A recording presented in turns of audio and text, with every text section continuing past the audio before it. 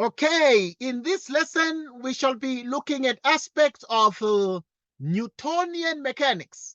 Right, and this is a form of mechanics by Isaac Newton. We shall spend time to solve questions as these questions featured in the November 2023 final examination. I'm excited that with me here are two students who are at matric level. And this is a grade 11 concept, but obviously it features at matric as well. Two blocks, A of mass 4 kilograms and B of mass 9 kilograms. Okay, here is block A, whose mass is 4 kilograms, and there is block B, whose mass is 9 kilograms, are connected by a light inextensible string. Okay, we really can see the string there between the two blocks, A and B. The blocks are held at rest. Okay, they are held at rest. Now, since these blocks are held at rest, it has implications about the actual initial velocity of the blocks. On a plane which is inclined at an angle of 35 degrees with the horizontal. Okay, it is inclined at an angle of 35 degrees with the horizontal. A constant force, F, here's the force F, acting parallel to the plane is applied to block B. Here is the force. It is applied to the block B as shown in the diagram below. Right, the blocks now accelerate up the plane at 2 meters per second squared. State Newton's second law of motion in words. Let's look at this question and answer these particular questions that appeared in November last year's science paper 1. Okay, now we need to state Newton's second law. What is the statement of Newton's second law? And this is how you need to state the law in the exam. When? Right, when a resultant force acts on an object,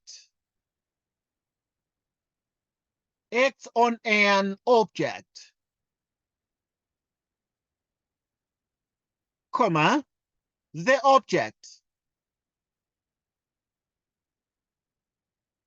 object will accelerate. Right, the object will accelerate in the direction. Right, in the direction of the force. Right. The acceleration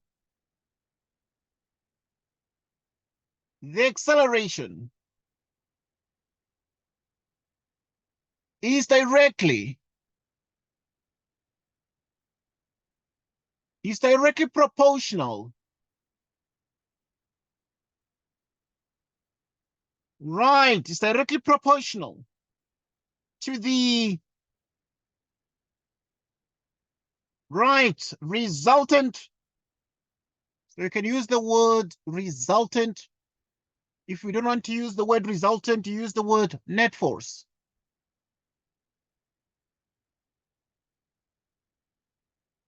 Okay, and inversely.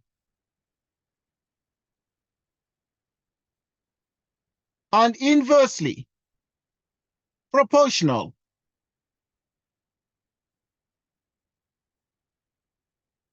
Proportional to the mass. Mass of the object.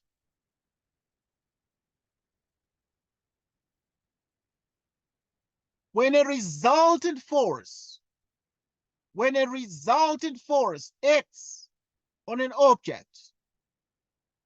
Right, so in other words, we are looking at Newton's second law of motion.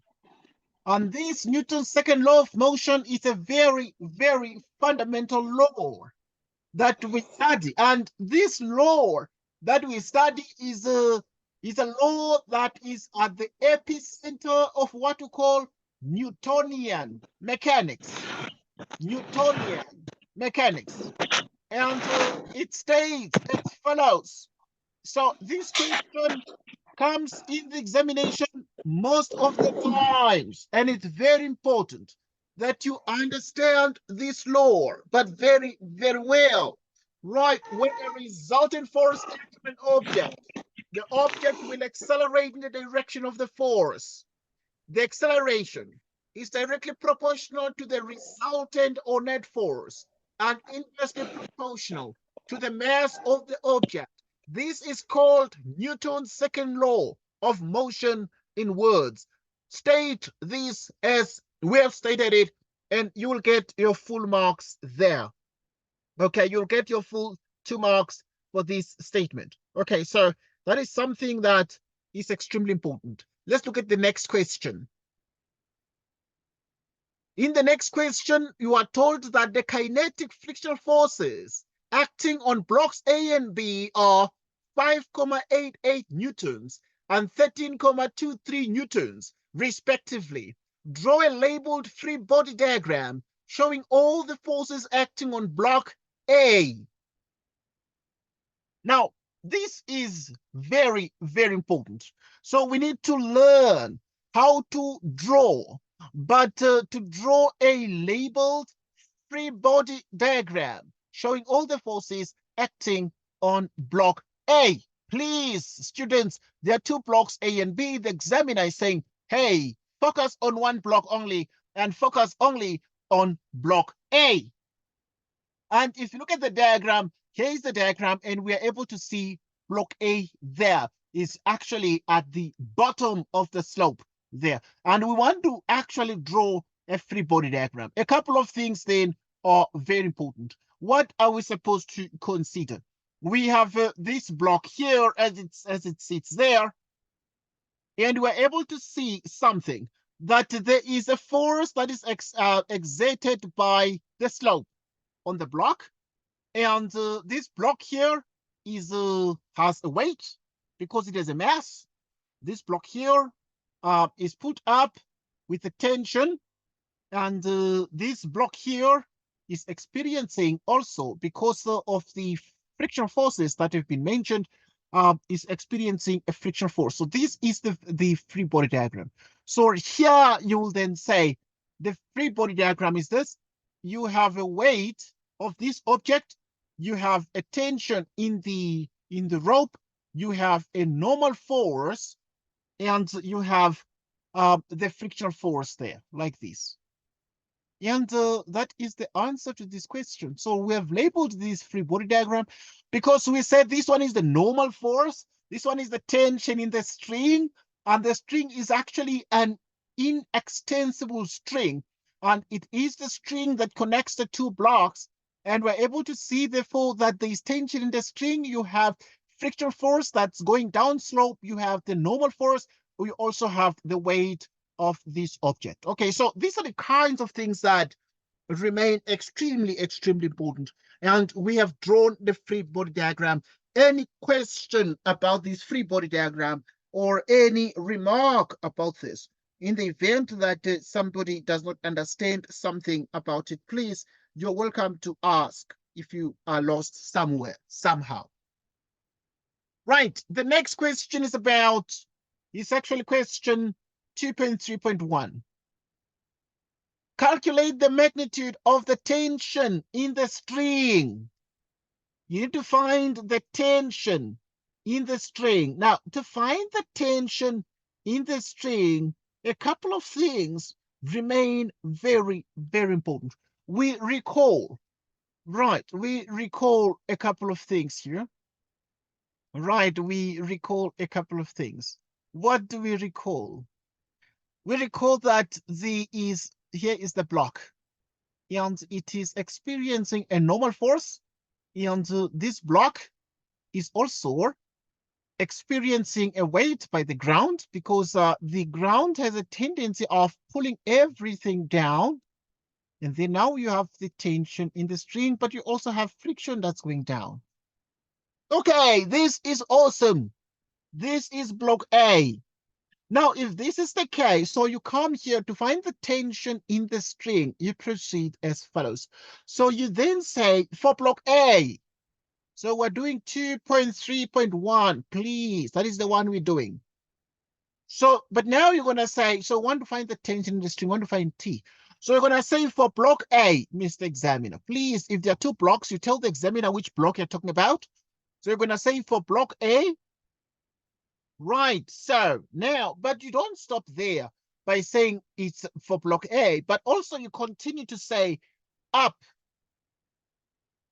the incline, right? Up the incline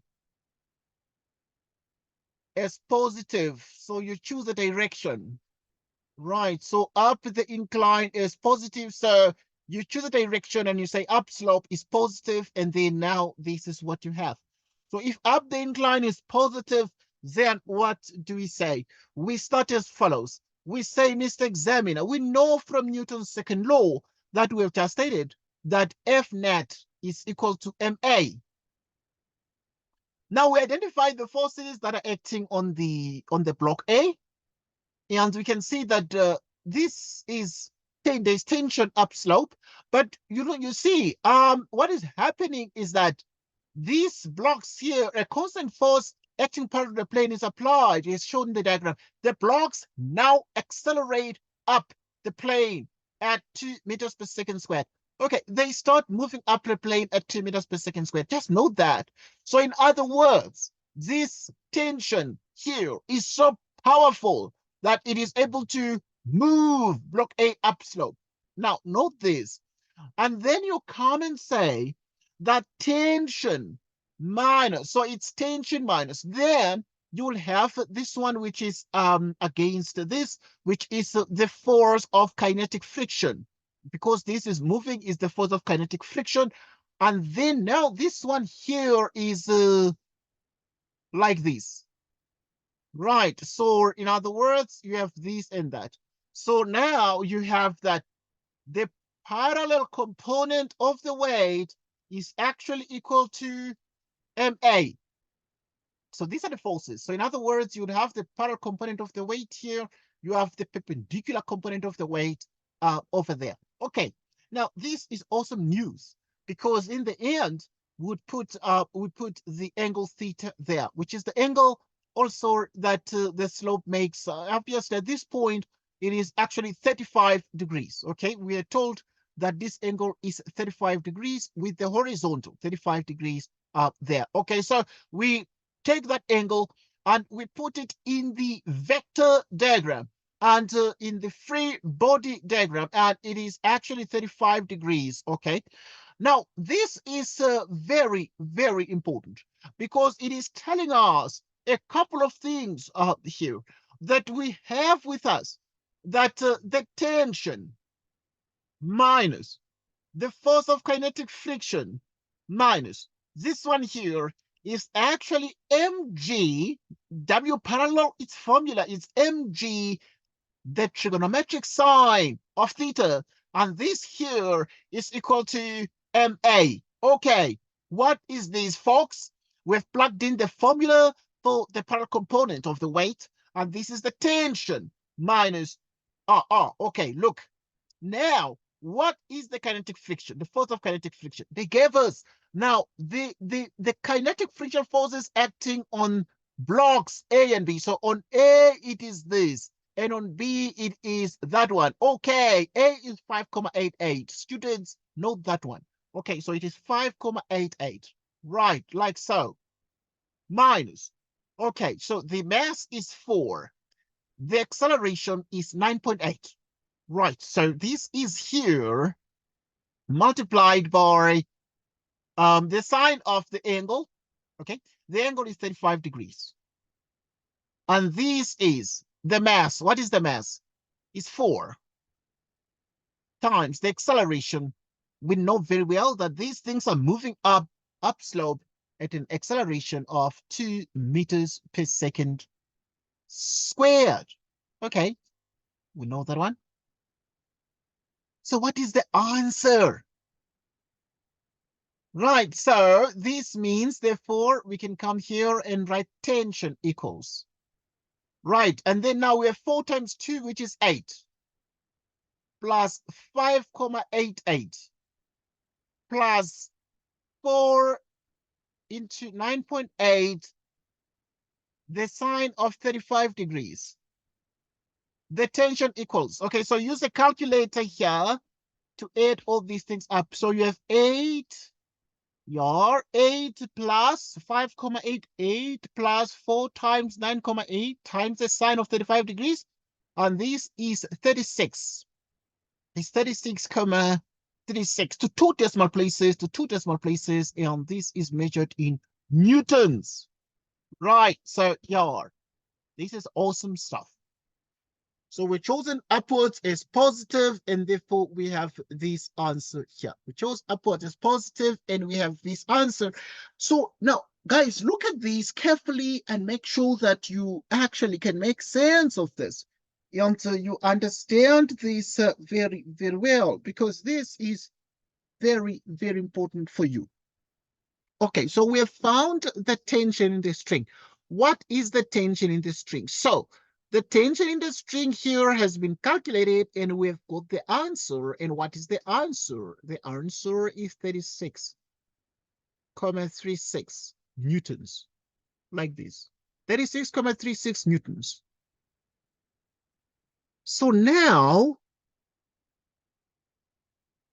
we continue now to look at the next question. We continue to look at the next question. Right, you continue to look at the next question.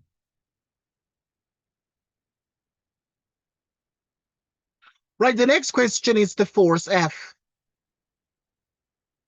The force F. Now we want to find the magnitude, calculate the magnitude of the force F. Right, to find the magnitude of the force F, there are a couple of things. Where is the force? Where is the force now? We understand one thing, that this force is a force that is actually connected to block B. Connected to block B, and that is the force. And if it's connected to block B, then what are we supposed to do here? We need to find the magnitude of this force. But to find the magnitude of this force, we need to draw the free body diagram that is associated with B. B has a weight, W. Block B has a normal force that acts on it. Block B has the applied force there. Block B has the tension. Block B also has the force of kinetic friction. So these are the kinds of forces that are acting on the block. Okay, with this mentioned, then we are excited, but we are very, very happy to come here and demonstrate that here, what do we have? Right, we have the weight of the block, okay, we're dealing with block B here. So we have here the normal. Right, so we have with us the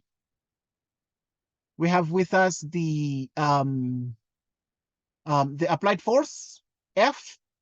We have downslope, the tension. We also have downslope, the force of kinetic friction. Okay, so these are the kinds of things that, these are the kinds of forces that act on these. So we're looking at the answer to 2.3.2 right now, because we've already done number 1, 2.3.1. To look at 2.3.2, we tell the examiner that for us to find the force F, we're going to be saying for block B, Mr. Examiner, we are dealing with B. Hey, examiners, listen to the students. Right, so for block B, we have the following. Right, so we have up the incline as positive. So up the incline. Right, so up the incline is positive. Okay, so we have that one, and we say up the incline as positive.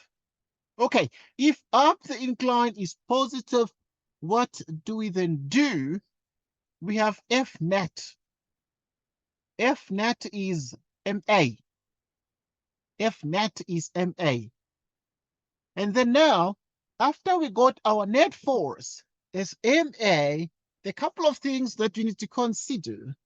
Okay, this is Newton's second law. But now let's consider the forces that are acting on this here.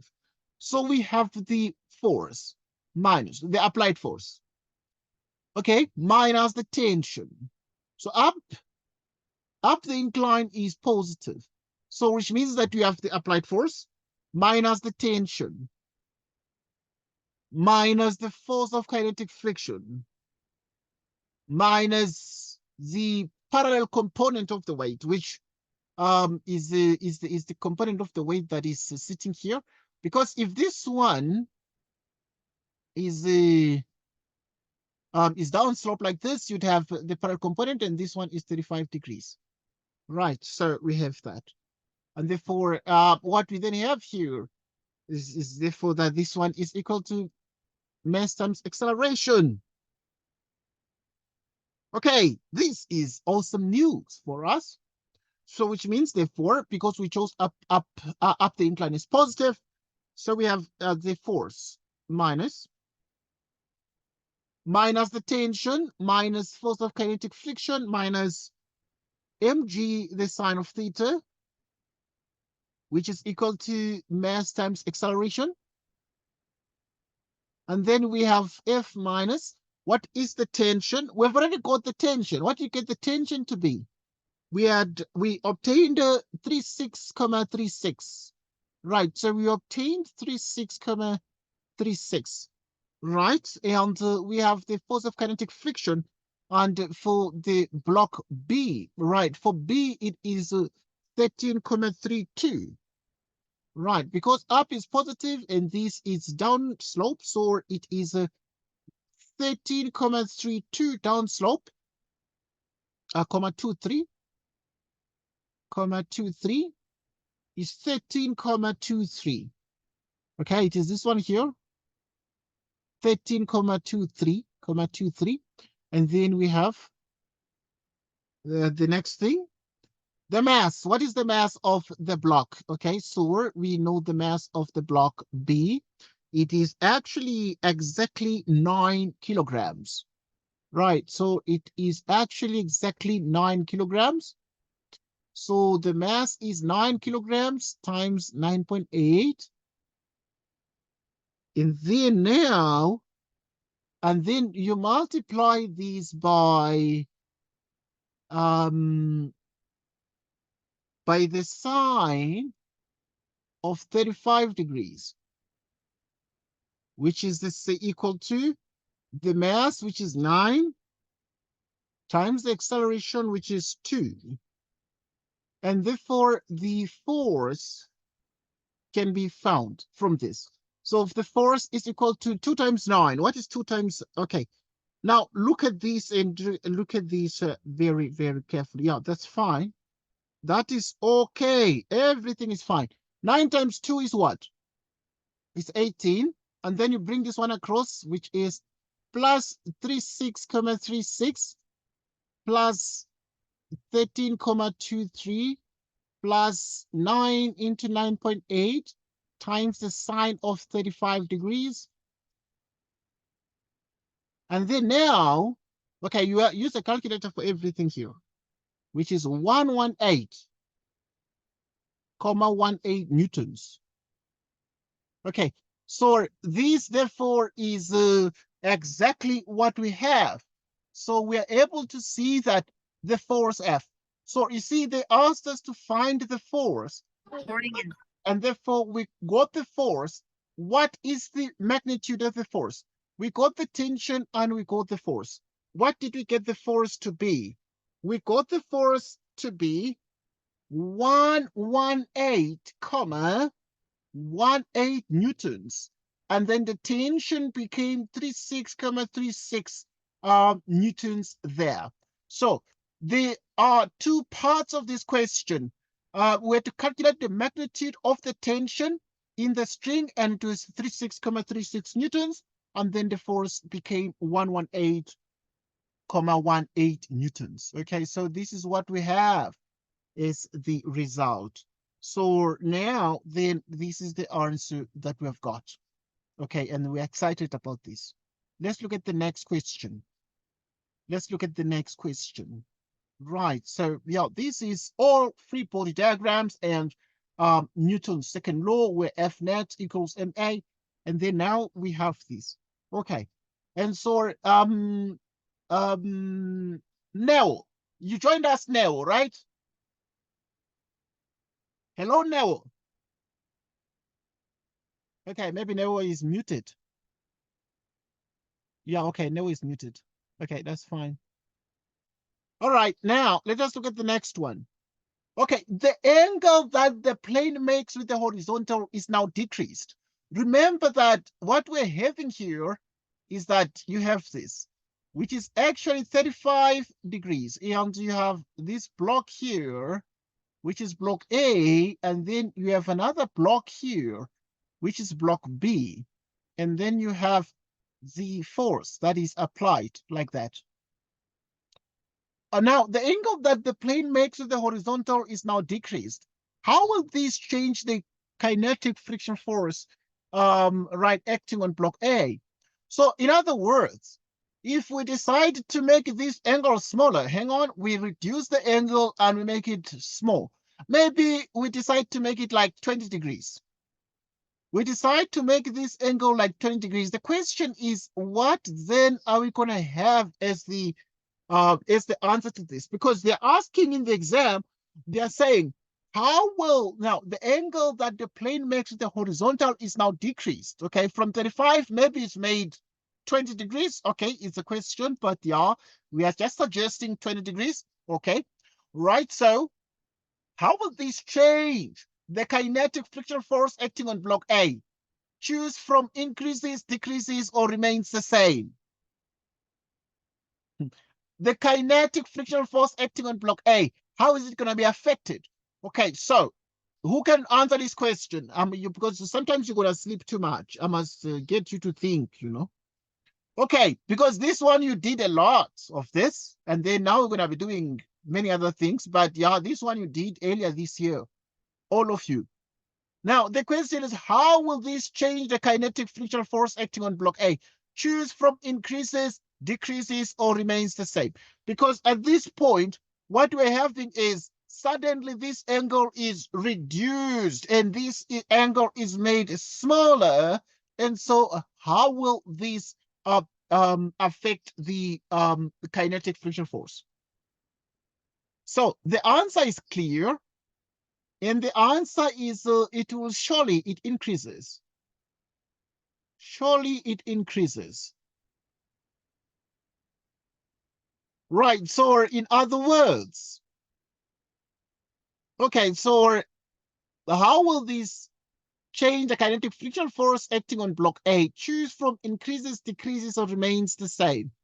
Right, so in the end, we agree that if this angle reduces and this angle becomes smaller, then what that will do to the kinetic friction force acting on A, the kinetic friction force increases in magnitude. It increases in magnitude there. Okay, now explain the answer to question 2.4.1. Explain why is it that it is increasing? Why? Right, and the reason is that point number one, we're looking at this one, 2.5.2 right now, and that is what we're answering. And we answer it as follows and say, since the coefficient of kinetic friction and m, the mass, are constant, right, are constant as theta decreases, right, normal force, normal force And then now you have the parallel component of the weight, or the mg cosine theta will increase. Let's look at this, but look at this very carefully. Since mu k, and m are constant, as theta decreases, normal force W parallel mg cosine theta will increase. And as these increase, we have obviously the following. So in other words, or you can look at the fact that the next thing would be, or similarly, you can use the fact that the normal force is mg cosine theta in this case. The second point is that frictional force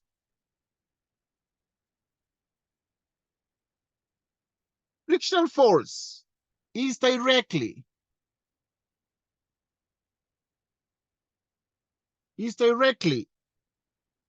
proportional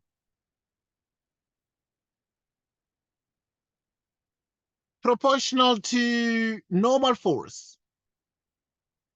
Okay, so we also note that another way to answer this. Okay, these questions are not just questions, guys. They came in November.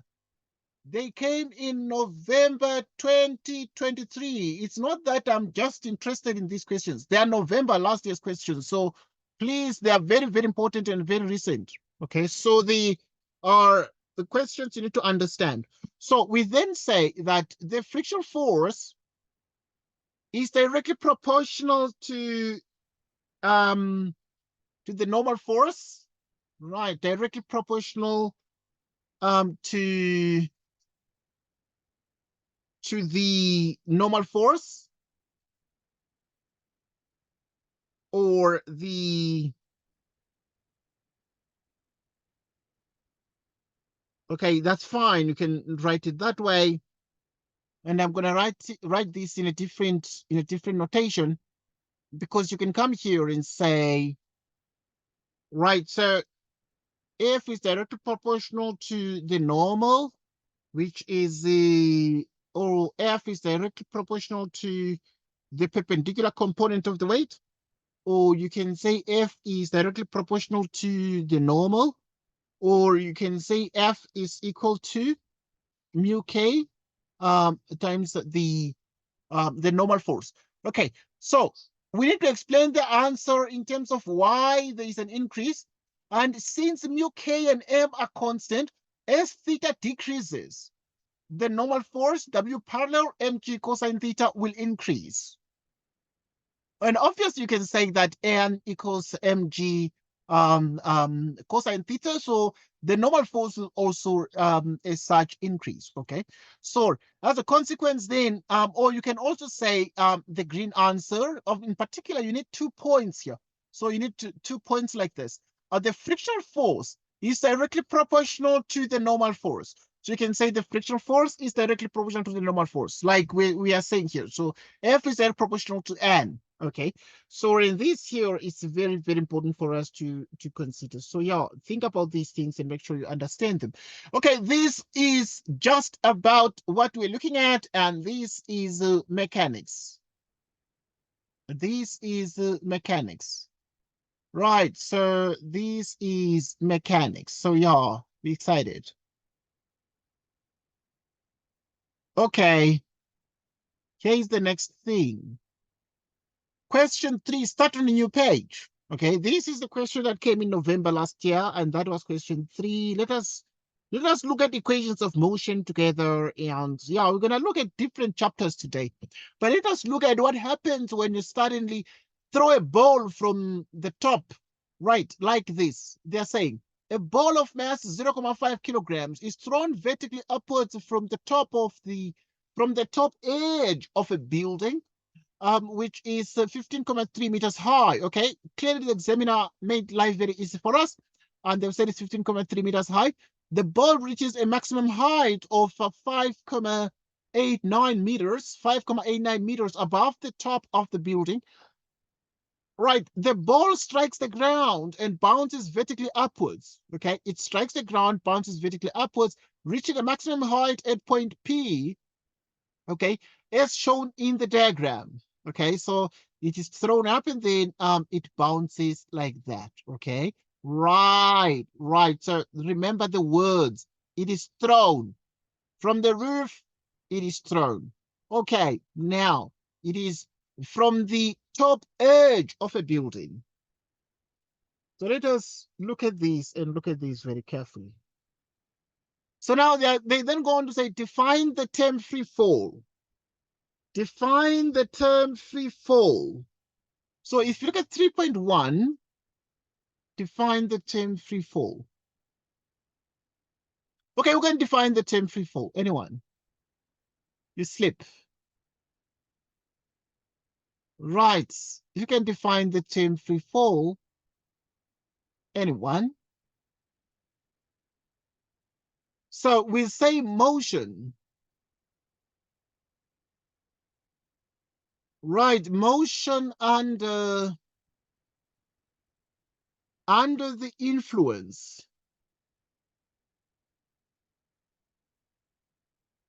Motion under the influence of gravitational force only.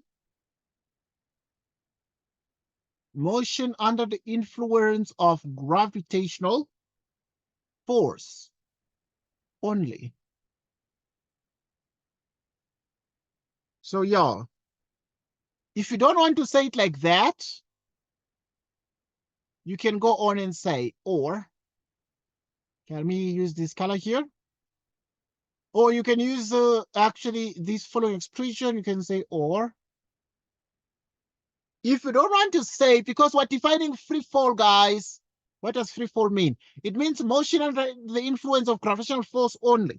If you don't want to say that, we say motion in which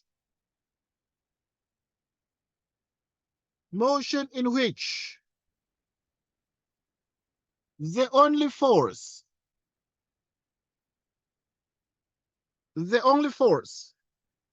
acting is gravitational force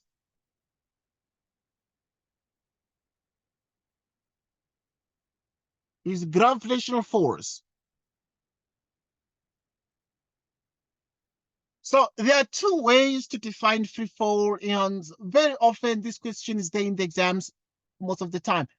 Motion in which the only force acting is gravitational force. Motion in which the only force acting is gravitational force. Or motion under the influence of gravitational force only. Motion in which the only force acting is gravitational force, or motion under the influence of gravitational force only. This, guys, defines free fall. This is free fall. So yeah, take note of this. It is free fall. It is certainly free fall. So yeah, take note of it. It is free fall. It is free fall. So yeah, note it. Free fall. Next question. Ignore the effects of air friction. Use only equations of motion. Okay, we're going to use only equations of motion, but please, guys, ignore the effects of air friction, right? Using only equations of motion. Calculate the speed at which the ball was projected upwards. Okay. At what speed was this ball projected upwards?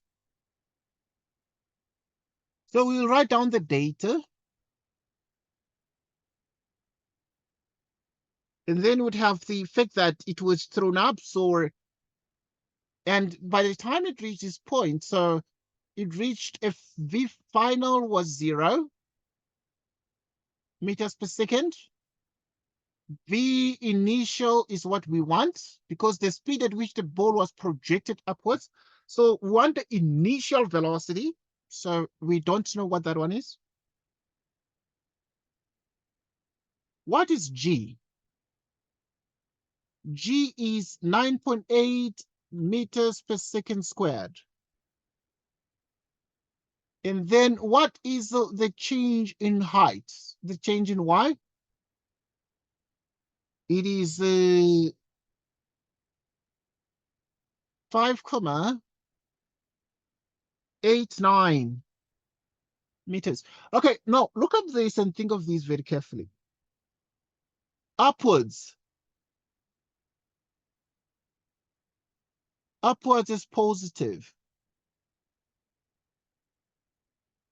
Upwards is positive. So if we choose upwards as positive, a couple of things then are important here. So which means, therefore, that v squared f, we can use that. Okay, look, if you choose upwards as positive, this gravitational acceleration is in which direction? It's downwards. So it is negative. And this one is upwards, so it's positive, etc. Which means that Vf squared is equal to Vi squared plus 2a delta y, like this. So at the maximum height here, the final is 0. The final velocity is 0 meters per second. So that at this point, final velocity is 0 and the initial is v initial squared, okay? It is v initial. So at this point, you have the initial velocity. You square it, right? And then you have plus 2. Plus 2 into the 9.8 meters per second squared, okay? Gravitational acceleration. And you have the delta y, which is 5.89, like this.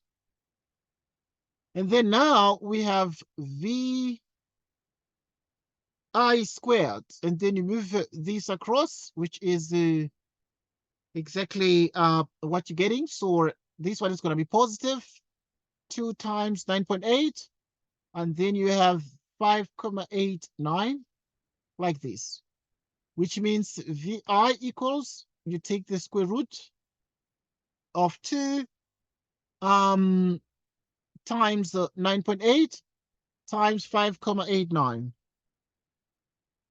Okay.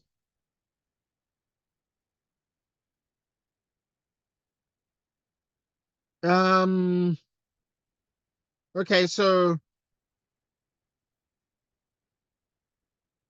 right, so we have the following, which is 2 times 9.8 and 2 times and then 5.89. Okay, so in the end, then you have the answer, and then the answer is 10, if you use a calculator here, it becomes 10.74 meters per second. Right, because they said calculate the speed, so speed has no direction, so you can leave your answer like this. You can leave your answer in that form. You can leave your answer exactly in that form. Right, so this is what we have. This is what we have. You see exactly what we have. Okay, let's look at the next question. Because you have to calculate the speed at which the ball was projected upwards, meaning that at the point that it was projected here, it was exactly this one here. So it was it had an initial velocity of 10.74. Okay, so yeah, just note that one and make sure you understand this. And we move to the next question. Let's look at the next question. Okay, so after this, we're looking at, after the collision with the ground, the ball leaves the ground with a speed of So in other words, here's the ball and it hits the ground and suddenly it leaves the ground with a speed of, right, it leaves the ground with a speed of 11,92 meters per second. Right, so this is the velocity at which it leaves the ground there on its way up. Okay, so yeah, we're gonna analyze that very carefully and sort of classify these there because it is a velocity in the middle of the process. But now let us understand what that means. And now they are then saying calculate the amount of kinetic energy. Calculate the amount of kinetic energy lost by the ball during the collision with the ground. Calculate the amount of kinetic energy lost by the ball during the collision with the ground.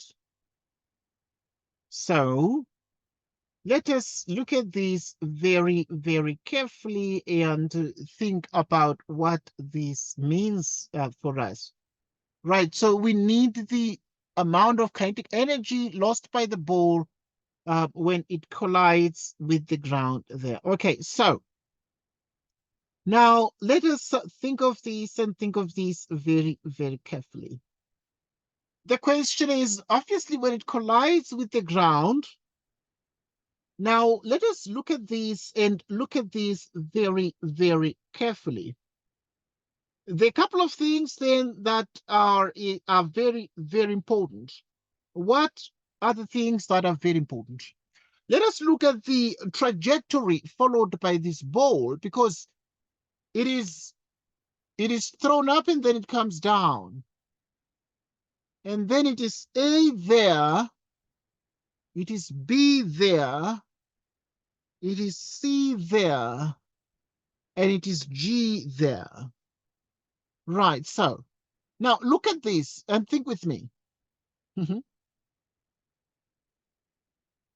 From A to G, from A to G.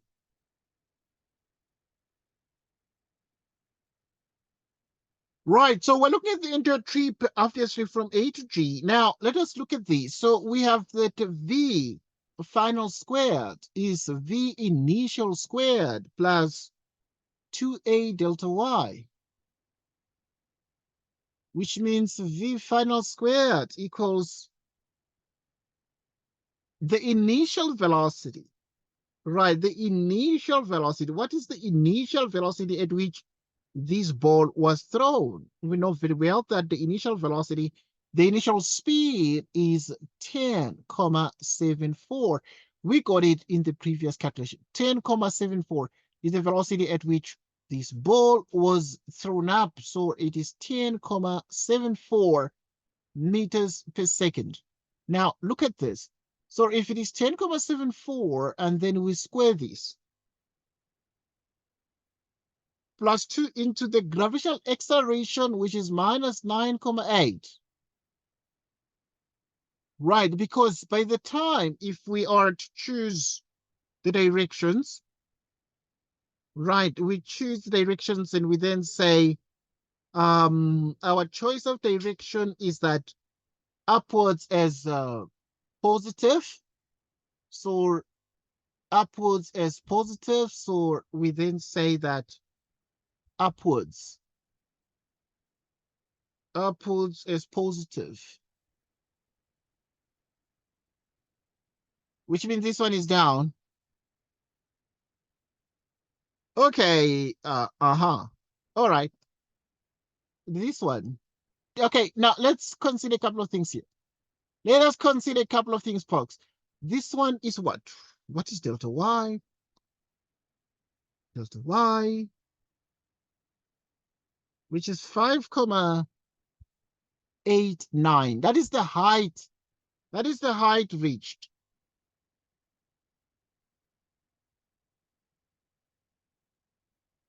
Okay, we continue.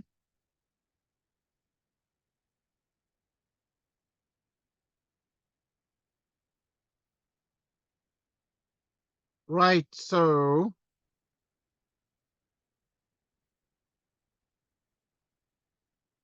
okay, so we continue. Okay, so it's going to go up 5,89. Yes, please.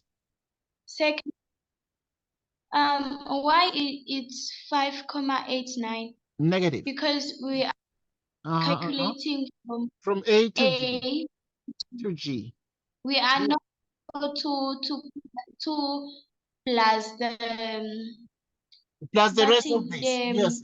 Yeah, plus the rest of this. yes, So, yes. yeah, okay, good. So, yeah, in a way, obviously, you need to note that it's going to be 5,89 here up and then 5,89 down. So we're just going to consider, okay, yeah, let me just do it like this. Right, obviously, you're making a very valid point. So I'm glad that you are wide awake. And I thought people were sleeping. Right, so obviously it will go up and then down.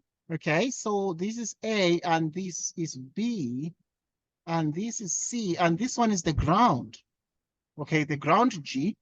So now there are a couple of things that are very important, and now it is going to be 5,89 up, and then there's going to be 5,89 down. So it's going to like cancel out this. Obviously, if you choose upwards as positive, this one is going to be positive, and this one is going to be negative. Right, let me just make it negative here. So because I'm choosing upwards is positive, this one is going to be minus 5,89, and then this one is going to be the minus 15,3. I'm happy that you're wide awake. So this one and this one are going to cancel out, giving 0, and this one is going to be minus 15,3. You happy? Okay, this is good news. Yeah. Right, so obviously that's very correct. So we use the calculator here to find the answer. So now you're going to use calculators and find, because it is VF squared, then find the square root of this. Right, so if you use a calculator to find the answer to this, then you actually will be in a position to use a calculator and say it is 10,74, and then you square this plus 2 into, okay, it's obviously this, okay, I can write with the signs, doesn't matter, but negative and negative is plus, so I mean you can still write, but yeah, let me just maintain the signs to make sure that the concept is very clear. Using the calculator that you guys have, you're able to get the answer. Okay, so this one is going to be plus or minus because it's velocity. Okay, because now, yeah, it's velocity.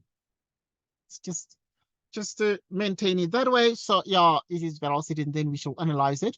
But now, obviously, if it is plus or minus, then you have to say therefore, because we are dealing with the velocity at which this is going to actually strike the ground. And now if it strikes the ground, it is downwards, so the velocity is going to be negative.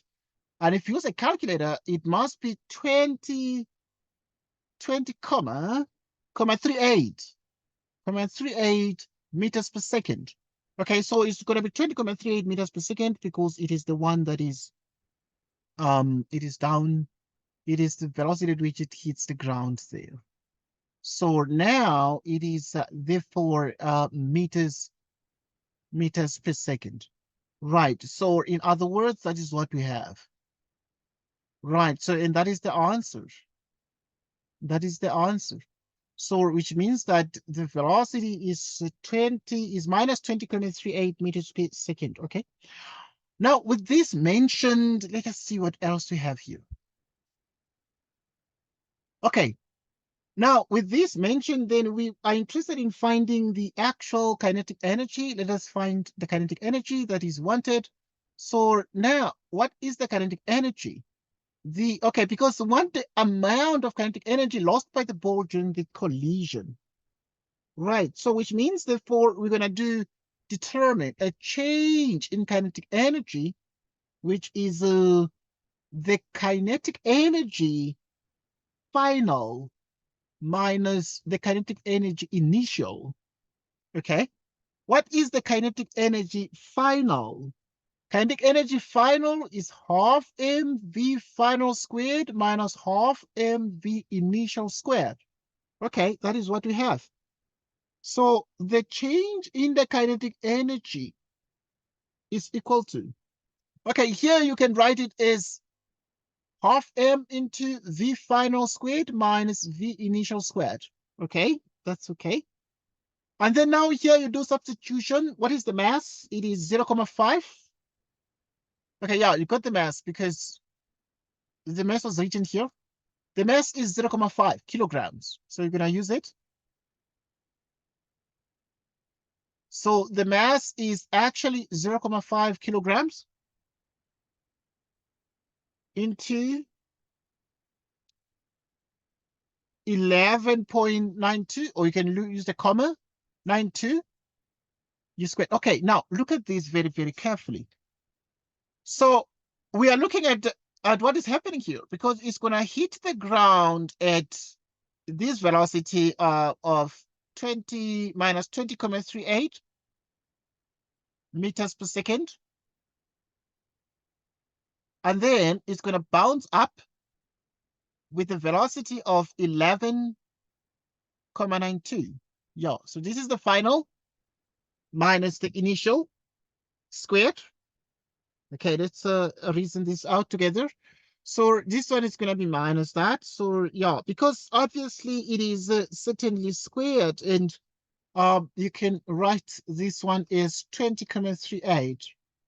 20.38. Yeah, you can put the units, you can leave them out for simplicity, and then you have squared like this. Okay, you can put the square parentheses here as well, or you can put the round ones, doesn't matter. So let's just put square ones, square parentheses. Okay, that's fine, putting the square parentheses like this. Okay, now, obviously, this is what we have. Okay, now we're going to use our calculators or computers to do the calculation. And if you do the calculation, we're able to see, therefore, that the change in kinetic energy is minus 68.31. Minus 68.31 joules. Minus 68.31 joules. So this one here is the answer that we have. All right. So if you do it with the calculator, yes, you're going to get a negative answer. Why? Because the 20.38 is bigger. 20 is bigger than 11. So if you square the 20, it's going to be like more than 400 because it's 20.38. But now the 11 squared is about 121, more than that. So if you say 121 minus 400, it's a negative. So yeah, this change is negative. Okay, just note that one. So if it is negative, then that is okay. And it is actually answering the question, because it said calculate the amount of kinetic energy lost by the ball during the collision with the ground. And therefore, it actually therefore lost that amount of energy there. That is the amount of kinetic energy lost. It is 68.31. So in other words, obviously the delta EK is minus 68.31 joules. Okay, that is what we have. Okay, that's the answer. That's the answer. Any question? Where's the question? Okay, if you have a question or you have a suggestion, you have an input, you want us to add something, we can add something there.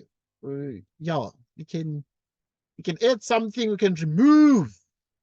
We can also remove something. So you can give your suggestion, and we can be in a position to either add or subtract. Okay, so yeah, just think about that one. Let's look at the next question, please. Right, the next question is this one. After the collision in the ground, the ball leaves the ground with the speed of this. Okay, we've already taken care of this one. But calculate the time taken for the ball to reach point P after leaving the ground. Okay, let us look at this one. So think about this and think of this very, very carefully. Okay, I'm giving you like 1 minute. Do it quickly. 1 minute.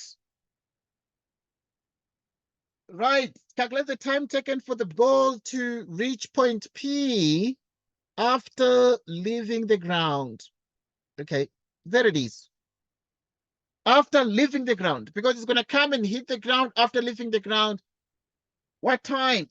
Calculate the time it will take to reach point P. Okay, now please suggest to me the answer. Yeah, give a suggestion. The diagram is there, but the question is, how much time will it be for the ball to reach point P, and that's the question. And the question is clear. How much time would it take to reach point P? Okay. Right, let's just do it because I know that some of you are just refreshing your minds. I know you can do it. Yeah, but I need to train you. Right, so obviously we understand that the ball is just going to strike the ground and leave again. Okay, so it hits the ground with 11.92 meters per second, and then it goes up. No, okay, it's going to leave the ground with this one. So in other words, it's going to be 11.92 meters per second, but it's going to strike the ground with the velocity we got earlier. And it is 20 comma something. Okay, so it is 20.38. Okay, its speed, we can just, if we consider speed, we leave the direction. 20.38 meters per second. Okay, y'all, look at that, which is 20.38. Okay, 20.38. 20.38 meters per second. Okay, it's gonna hit the ground like that. And it's gonna, yeah, because we are told that it leaves the ground with the speed of this. Calculate the time taken for the ball to reach point P after leaving the ground. Okay, so it's gonna reach point P somewhere here. Here is point P. Okay, let us analyze this question together. So you see, the question we're asking is how much of this time is this? How much time is this? So we're gonna obviously now, I mean, look at this and then say, this one is a maximum height. Right, so we have some data. Right, which means that at the at what speed is it going to leave? So it's going to have an initial velocity of 11.92 meters per second. Okay, so it's going to have acceleration of 9.8 meters per second squared. So now this one here is obviously, I mean, downwards, so, but now we are choosing upwards as positive. Right, upwards as positive.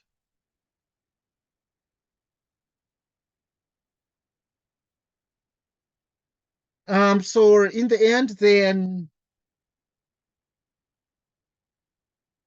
so in the end, then we have VF, which is VI plus A delta T. So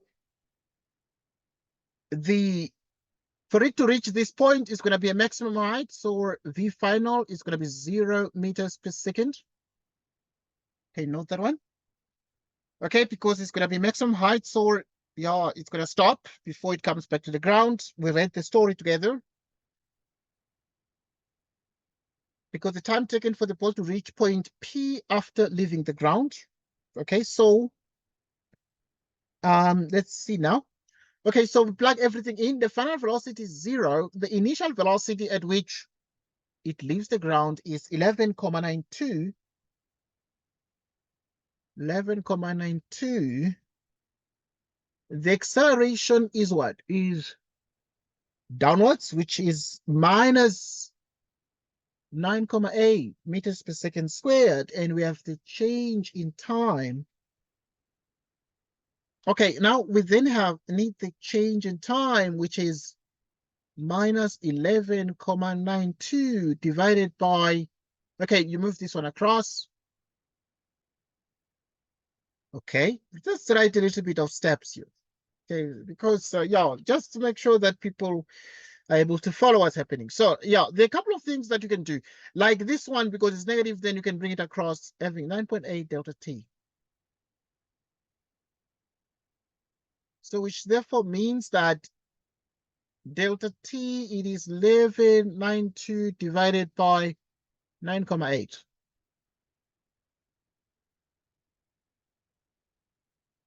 And then if you divide these things, then you have 1.22 seconds.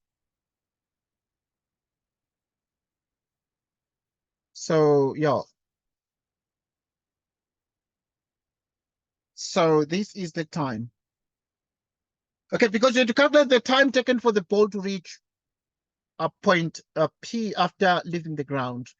It's gonna leave the ground with the initial velocity of 11.92, and it's gonna reach a maximum height of 0 final velocity. The gravitational acceleration is downwards. We are choosing upwards as positive, so you have change in time. So it is actually now change in time, which is 1.22 seconds. Right, so yeah, that is what we have. That is what we have. And we have answered that question. Right. And so let us look at the next question. Right, the next question is question 3.4. Right, the question says the velocity time graph for the motion of the ball from the instant it is projected upwards from the top edge of the building until the time it reaches point P is shown below. So the velocity time graph for the motion of the ball from the instant it is projected upwards, right, from the top edge of the building until the time it reaches point P is shown below. Okay, remember that it is projected from what? From the top edge of the building until it reaches point P is shown here. Write down the numerical values indicated by each of the following. K. What is the number associated with K? So K obviously is on the velocity axis, right? Okay, I need your maximum participation right now. I'm sure you're not sleeping. You're like listening because we did like a lot of things, but most of you might have not been following. But can I test your memories? What are the numbers here? What is K? What is L? What is K? And why? Anyone? Anyone?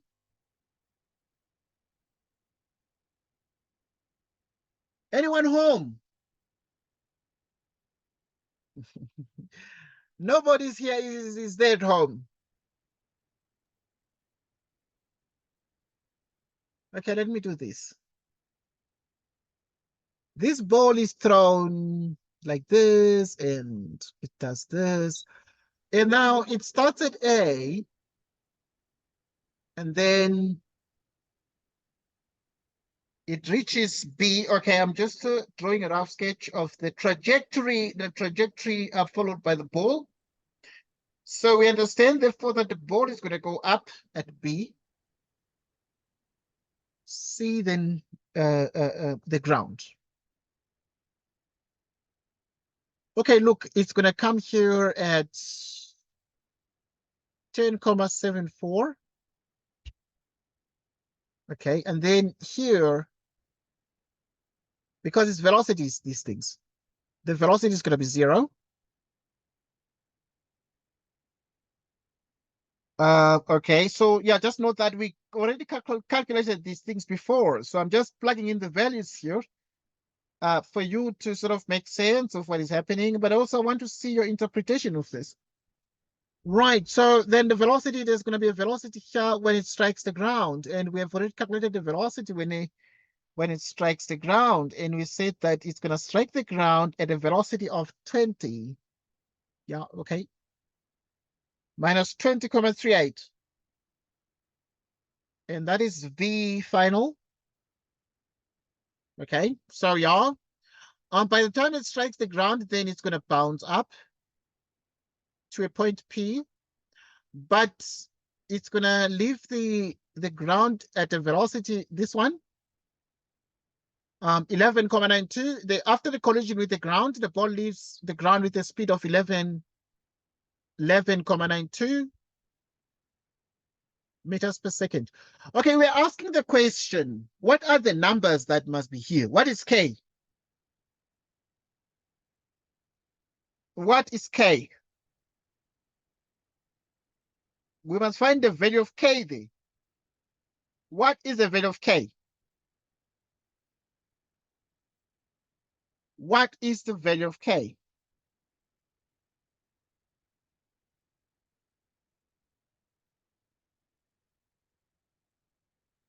Right, so the value of K, obviously we understand something that obviously what is happening is that this ball is projected and we have the initial velocity times 0, and the ball now starts like here and goes up, and at this point it reaches 0 velocity at the highest point.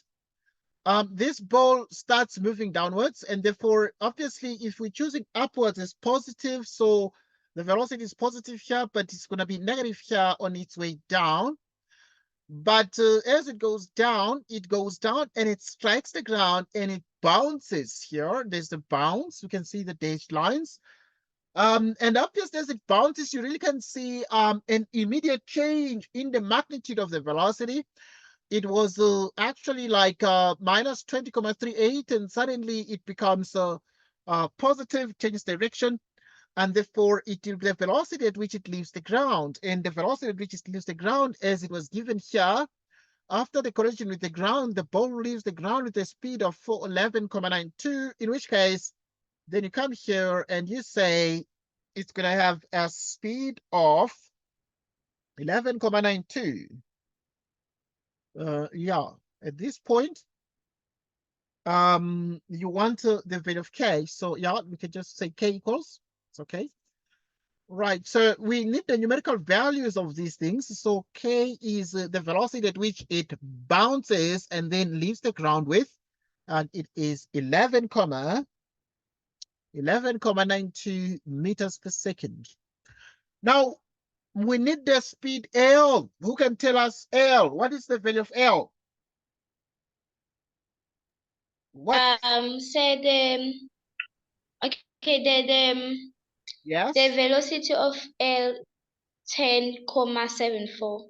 Yes, it is 10,74 because it is the initial velocity that we just projected. So L is 10,74 meters per second. Right, for just one more mark, we need the difference between T2 and T1. So what is time 2 minus time 1? Anyone, please? Anyone home? What is the difference between the time 2 and time 1? Anyone?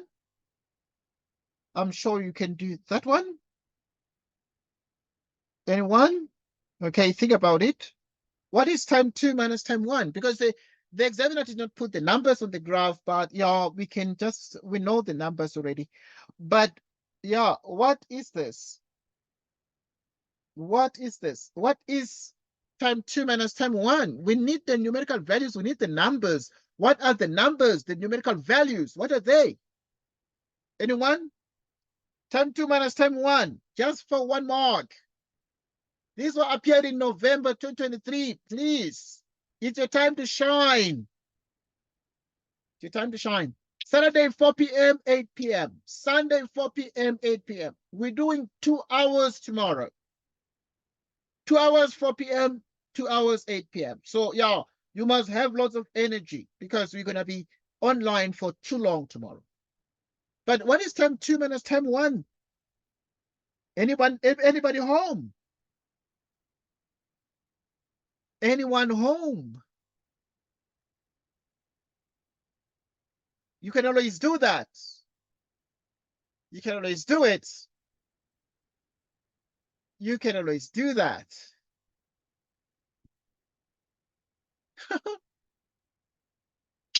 What is it?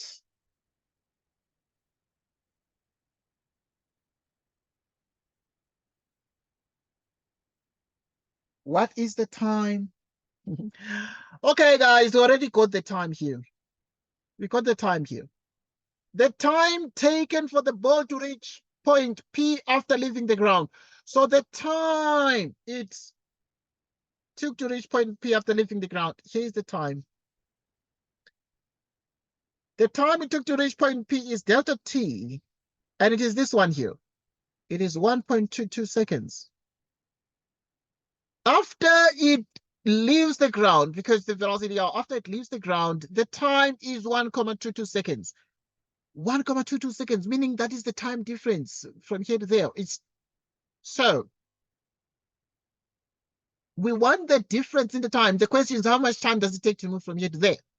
The time it takes to move from here to there is T2 minus T1. Okay, and therefore it is 1.22 seconds. 1.22 seconds. Okay, please buckle up. If you are busy tomorrow at 4 p.m., we're going to be online at 8 p.m. because some of you are going to be doing some chores. You're going to be in town. So, yeah, we're going to be again online at 8 p.m. Online at 4 p.m. And then we're doing more science because the next questions would be on momentum, impulse, and so on. So, yeah, we're going to be doing these kinds of things more than this. And you're going to be doing chemistry as well. So you must tune in tomorrow because we're going to be doing lots of chemistry. We're going to be doing practicals in chemistry. You're going to be mixing acids and bases. We're going to be doing reaction rates and Kc calculations. Okay, we're going to be doing Le Chatelier's principle and many other things. So yeah, so stay tuned.